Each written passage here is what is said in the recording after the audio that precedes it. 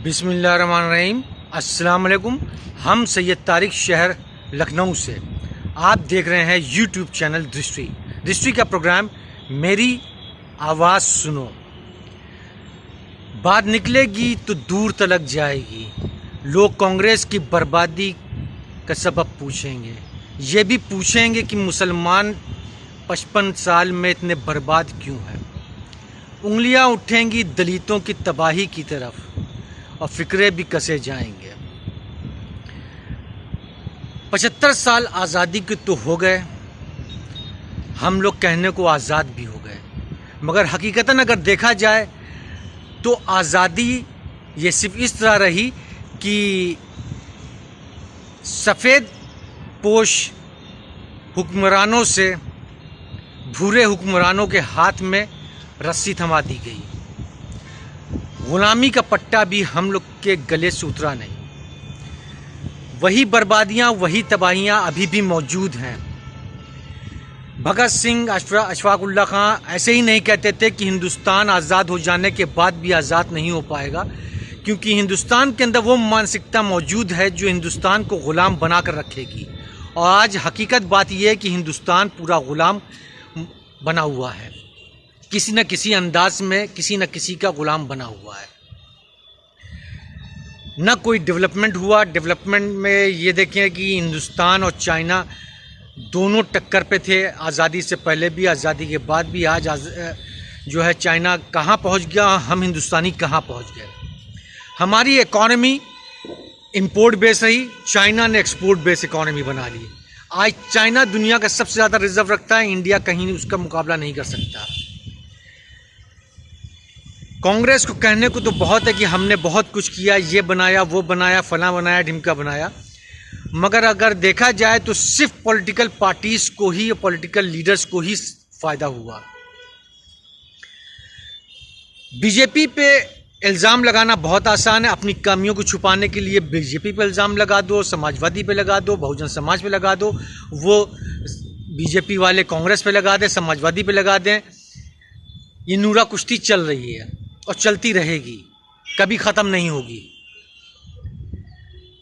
राहुल साहब, कांग्रेस के तमाम हुक्मरान, सदर, फैमिली पॉलिटिकल पार्टी कांग्रेस, आपको, आपके तमाम लीडरान को अगर सरवाइव करना है, हिंदुस्तान में उभर के दोबारा आना है, तो आपको मुसलमानों से खुल करके माफ़ी ओपनली मांगनी पड़ेगी।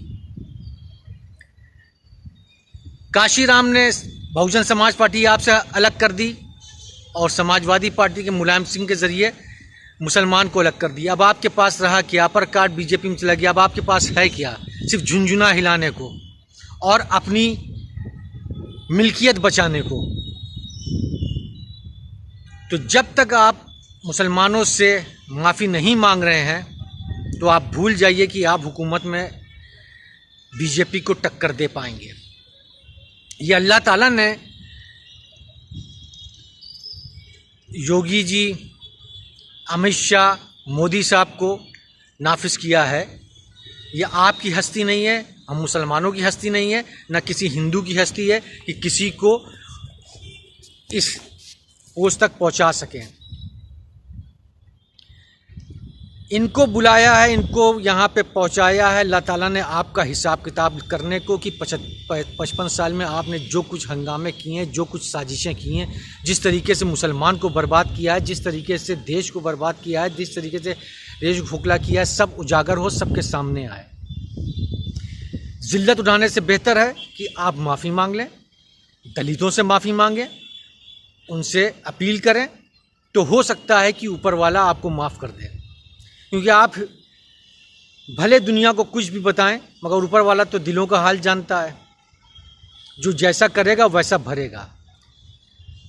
आपका कहना यह है कि बीजेपी खुला दुश्मन है, बीजेपी दुश्मन है मुसलमानों का। ठीक है, बीजेपी दुश्मन है, वो खुला दुश्मन है, अलानिया कहता है कि हम दुश्मन हैं। अब मुसलमान बचना चाहें बच जाएं, लड़ना चाहे लड़ें, ये उनके ऊपर है। आप तो मुसलमानों के मसीहा बने रहे हमेशा और मुसलमानों की एक जड़ काटते रहे। 55 साल में आपने मुसलमानों को जो है बर्बाद कर दिया। तो अब थोड़ा मेहनत करें। जब तक माफ़ी नहीं मांगेंगे खुल के ओपनली कि हाँ आप ही ने मुसलमानों को बर्बाद किया, तब तक आपके साथ ऊपर वाला कोई भी रहम नहीं करेगा, और जो कुछ वो करना चाहेगा करके ही रहेगा। और आपके लिए आगे अभी ज़िल्लत और भी बाकी है, और मुसलमानों के लिए भी, अगर मुसलमान बाईमान नहीं होता है तो मुसलमानों को भी ज़िल्लत ही मिलेगी। शुक्रिया।